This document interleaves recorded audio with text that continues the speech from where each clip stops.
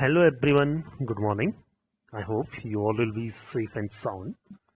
As we are discussing in the history, in the previous video, in the previous part, we have discussed how the company just expanded its control over the Indian subcontinent and over the Indian provinces. As we have discussed how the company fought the war with the Marathas, with the Tipu Sultan, with the Hyder Ali. Okay, and these all the things after reading this one. So the new policy which has been just introduced by the Britishers, that is about the doctrine of lapse.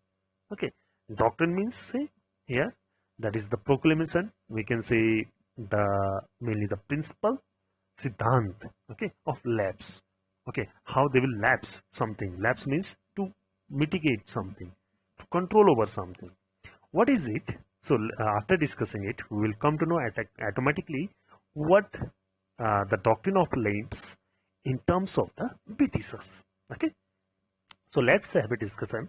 The final wave of annexation occurred under Lord Dalhousie, who was the Governor General from 1848 to 1856. So the final wave, okay, of the annexation, of seizing of the Indian states, of seizing of the Indian provinces, that was done under the leadership, under the governorship of Lord Dalhousie, who ruled over the country, who worked as a Governor General from 1848 to 1856. And he was also, the credit was also given to the Lord Dalhousie for introducing the Indian Railway. Okay, you might have heard in 1853 the first railway track, okay, that is from Bombay to Thane. It was also initiated by the Lord Dalhousie. That is why he is also known as the father of Indian Railway. Okay, so what the annexation, what are the seizing policy were made by him? Let's have a discussion. He devised a policy that came to be known as the doctrine of lapse. He also just made one policy which came to be known as doctrine of lapse. The doctrine declared that if any Indian ruler died without a male heir, his kingdom would lapse. His kingdom would be seized and his kingdom will be taken by Britishers. Mean to say, if any Indian ruler, any local ruler, died without a male heir, male successor, okay, like you might have read in stories or like this, if a king died, so his son used to sit on the throne. Successor, उसका क्या कहते हैं, that is उत्तराधिकारी. Okay, the same thing, if no male heir is there, his kingdom would be lapse. That means became a part of company territory. It will automatically become the part of territory, British territory. Okay, then one kingdom after another was annexed simply by applying this doctrine. So after one kingdom after another was annexed simply by, and many of the kingdoms at the time seized by the Britishers by applying this doctrine, by applying this particular policy over there, like Satara in 1848, then Sambalpur 1850, Udaipur 1852, Nagpur 1853, then Jhansi in 1854. These all were seized by the company. Then after this one, finally in 1856, the company also took over Awadh. This time the British had an added argument that they said they were obliged by duty to take over Awadh in order to free the people from the misgovernance of the Nawab. So here, finally, they just in 1856, mainly the company took the charge over the Awadh, and this time the British had an argument in the Awadh, as they made an argument for controlling over the Awadh. They told that they are obliged by the duty to take over Awadh in order to free the people from the misgovernance. They have just told over there that is about the misgovernance mainly in the Awadh by the ruler. That is why that is whoever the Nawab was there, then they control over it. Enlarged by the humiliating way in which the Nawab was disposed, the people of Awadh joined the great revolt that broke out in 1857. As we all know that after just overthrowing After removing the Nawab from his post, the people of Awadh, they got so furious against the Britishers and they joined the great revolt that broke out in 1857. This came to be known as also the revolt of 1857. Then in later chapters, you will come to know about the 1857 revolt. Okay.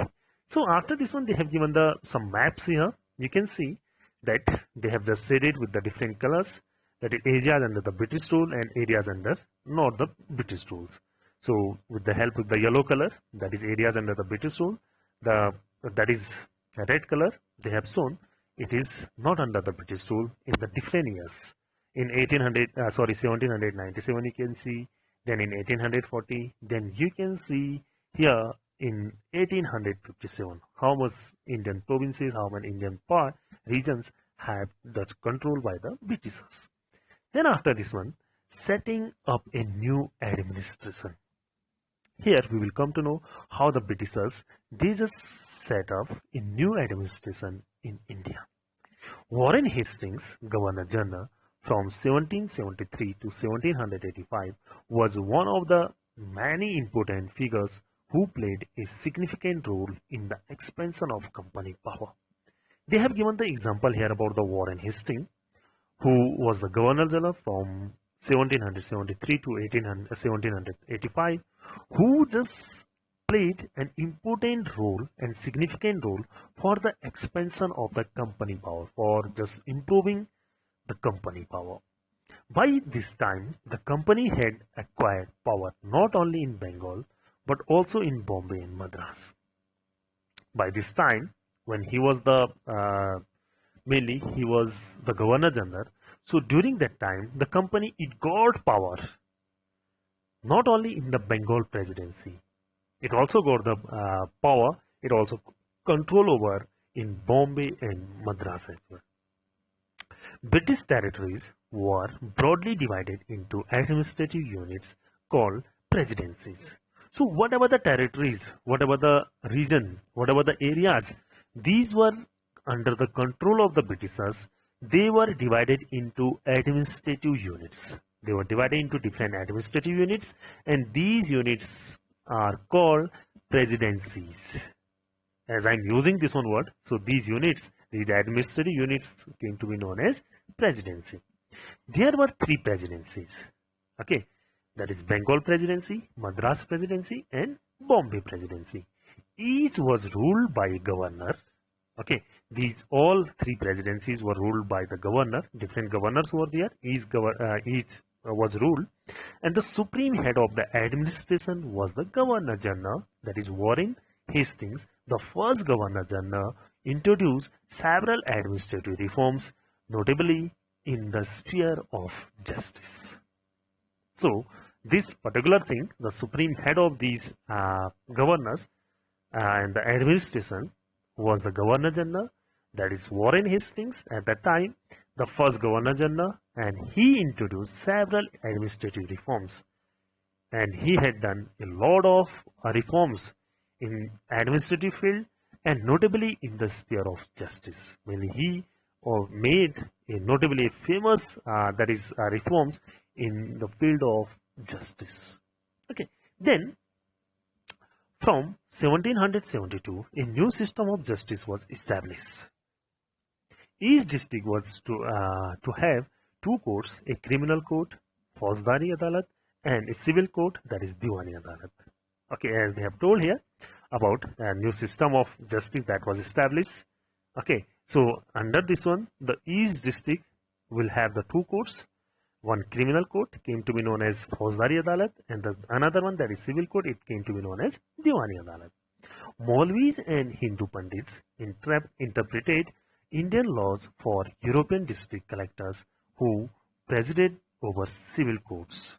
And they have given, whoever the Maulvis were there, whoever the Hindu Pandits were there, they were interpreted Indian laws for the European district collectors. Whoever the district collectors were there, they just interpreted with them, who presided over the civil courts. The criminal courts were still under a Qazi or a Mufti, but under the supervision of the British collector. Like Nowadays, if you see the head of the district, that is DM, district magistrate, who is also known as the collector. At that time also, the Britishers, they have appointed the collectors in the different districts. Okay, same like this. So here they have given about this one, the criminal courts, whoever the criminal courts were there, they were still under the control of Qazi or Mufti. What are these two terms? Here, right side you can see Qazi is judge and Mufti is jurist of the Muslim community. Okay, a jurist means to say who used to we can say like lawyer. Okay, who used to know about all about the judiciary. Okay, community responsible for the expounding the laws that the Qazi would administer. Okay, the Qazi means is just who could administer over these rules. Okay, this is Mufti. Okay, then after this one, here you can see that is the trial of the Warren Hastings, painted by the someone in 1789. Then after this one, a major problem was that the Brahmin Pandits gave different interpretation of local laws based on different schools of the Dharmasastra. As we all know that whoever the major problems that was also created in these schools, what happened? The Brahmin Pandits who gave the different kind of the interpretation of local laws. Means whatever the local laws were there, they just discussed with the local collectors who were appointed by the Britishers over there, based on the different schools of the Dharmasastra, according to our epics, according to our Dharmasastra, whatever the laws were there that has been interpreted by the Brahmin Pandits. To bring about uniformity, in 1775, 11 Pandits were asked to compile a digest of Hindu laws. So to bring about uniformity in the laws, that is unity in the laws. So what happened? The 11 Pandits were asked to compile a digest of Hindu laws. They make the report and they compile together all the Hindus laws. And we all had translated this digest into English. Then one of the person who translated this Hindu laws into English.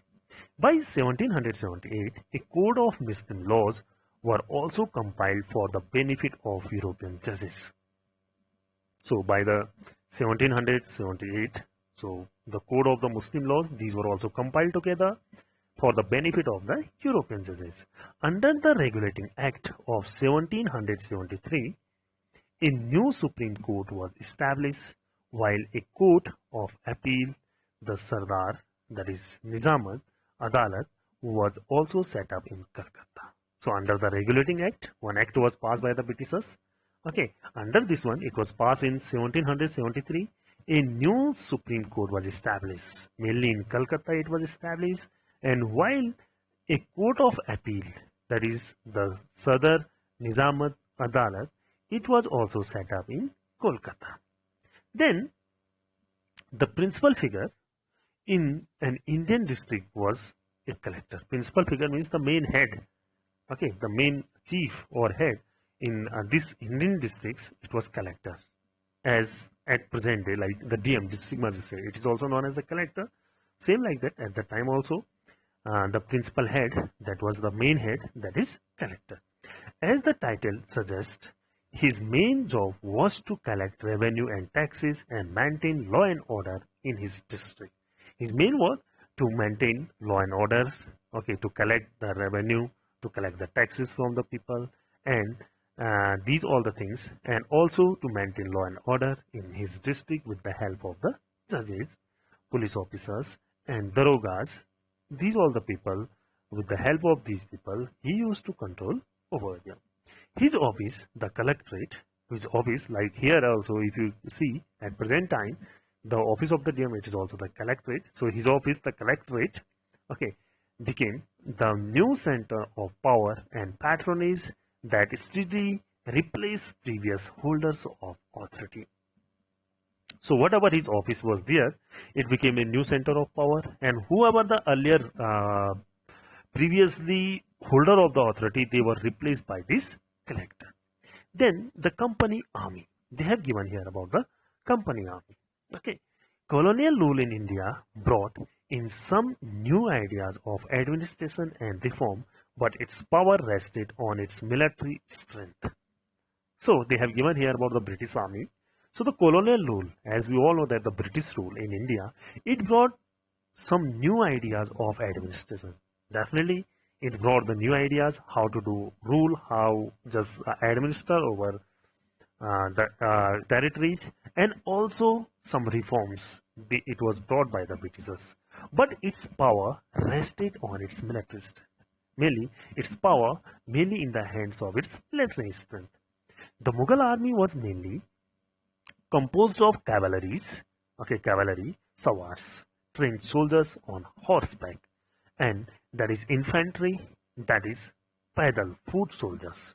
As we all know that before it, during the medieval period, mainly the Mughals, they control over Indian subcontinent. So whatever the army that was these Mughal emperors were having, it composed of the cavalry. Means the soldiers, trained soldiers on the horseback. These are known as the cavalry, and the infantry. This is known as the pedal foot soldiers.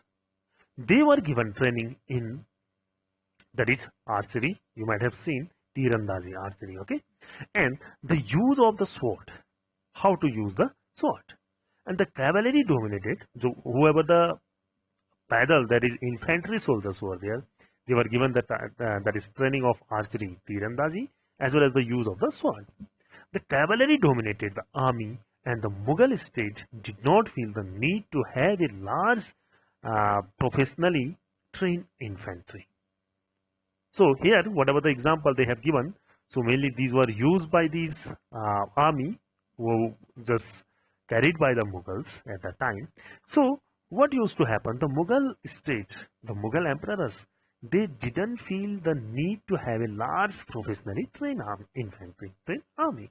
That is why the rural areas had a large number of armed peasants, and the local zamindars often supplied the Mughals with pedal soldiers.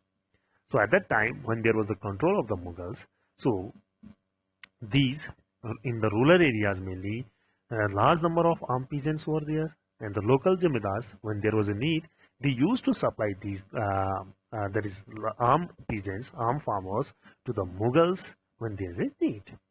A change occurred in the 18th century when Mughal successor states like Awadh and Banaras started, that is recruiting peasants into their armies and training them as professional soldiers. So some of the changes they have given, they have discussed here, whatever the changes were happened over there. They were telling about the 18th century when the Mughal successors, okay, like the states where they used to control, that is Awadh and Banaras, when started to recruit, they started to recruit the peasants into their armies. Okay, they were trained, and these armies were trained as professional soldiers. Then what happened? The East India Company adopted the same method when it began recruitment for its own army. And the same method that was adopted by the Britishers, mainly the East India Company, for just their own army, which came to be known as Sepoy's army, from the Indian word Sipahi, meaning soldier. And these army, which were trained by the Britishers, they came to be known as Sepoy. Okay, that is the Indian word Sipahi, meaning soldier.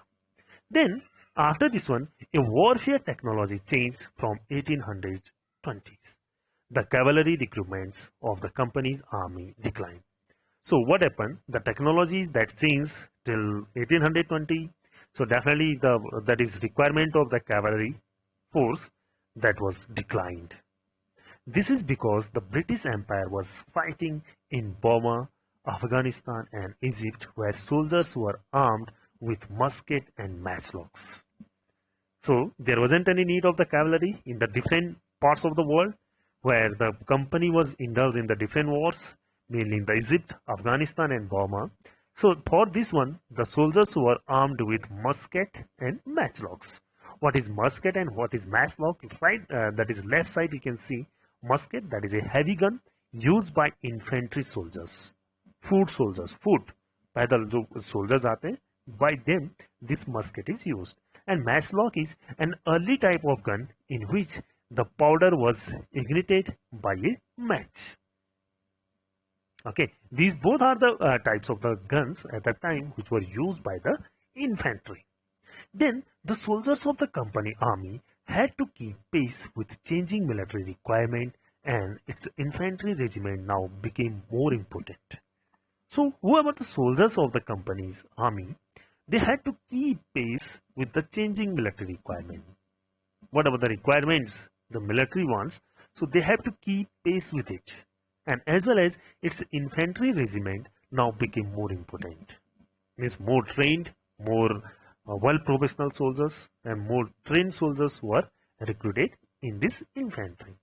In the early of the 19th century, the British began to develop a uniform military culture.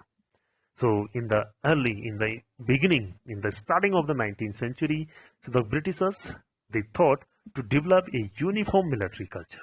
Soldiers were increasingly subjected to European style training. So whoever the soldiers they used to recruit it, so they were subjected mainly in European style training.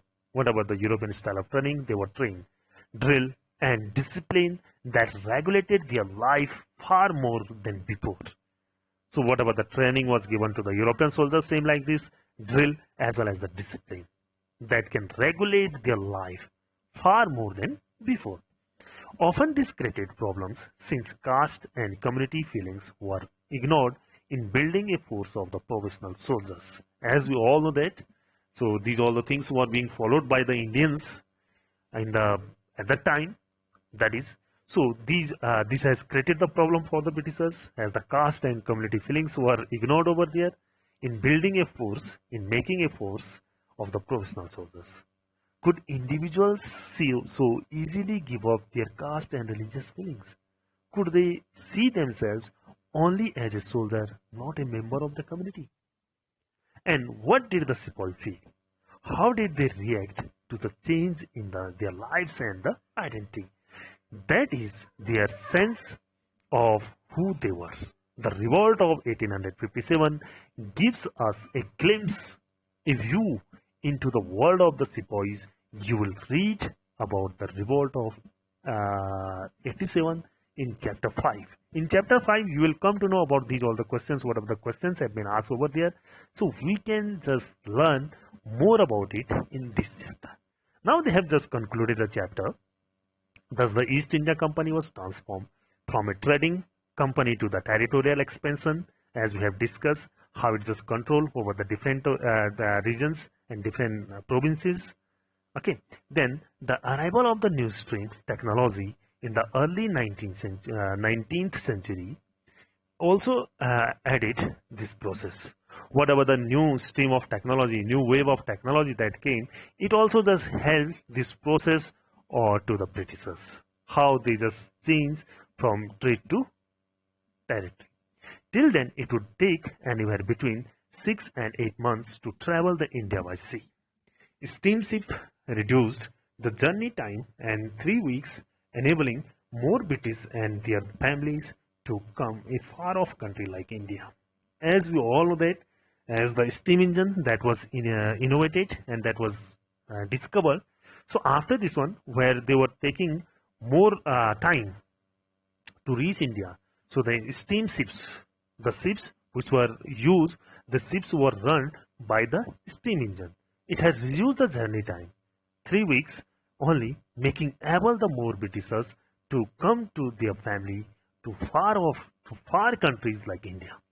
By 1857, the company came to exercise direct rule over 63% of the territories and 78% of its population of Indian subcontinent. They have given the example by 1857 how the company just control over the 63% of its area and as well as 78% of the population of Indian subcontinent. Combined with its indirect influence on the remaining territory and population of the country, the East India Company had virtually the whole of India under its control.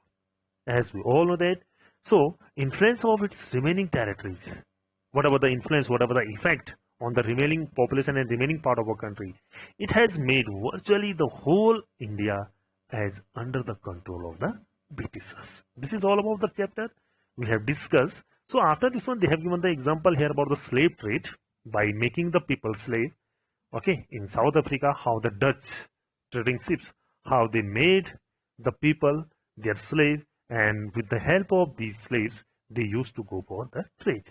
This you can go through this one, and after this one, we will go for question and answers. Okay.